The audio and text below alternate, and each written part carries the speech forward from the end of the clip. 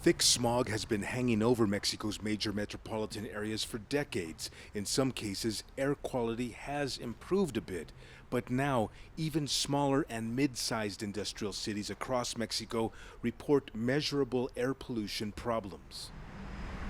The World Health Organization says air pollution is the single greatest environmental threat to human health. Much of the problem comes from fossil fuels. A river of motorized vehicles stalled in traffic happening here in the Mexican capital and all across the nation. Experts say this is one of the main contributors of air pollution. Heavy traffic and industrial contamination has been affecting air quality in the city of Guadalajara for years. Experts there say the problem is getting worse as the number of vehicles rises. I would say that 70 to 80% of contaminants come from motorized vehicles. Across Mexico, most vehicles use gasoline or diesel fuel that contains an additive called MTBE. Many nations have banned the chemical compound because it increases ozone levels.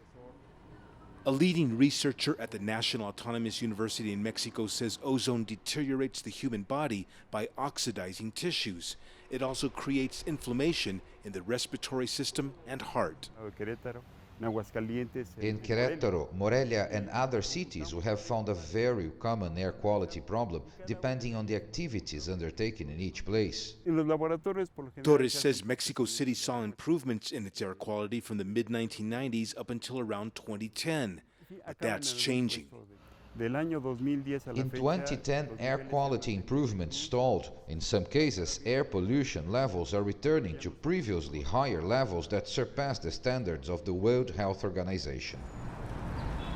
The World Health Organization says this kind of air pollution contains microparticles that penetrate deep into the lungs, veins, and arteries. The WHO says it's yet another reason for switching to cleaner modes of transportation. Franc, Contreras, CGTN, Mexico City.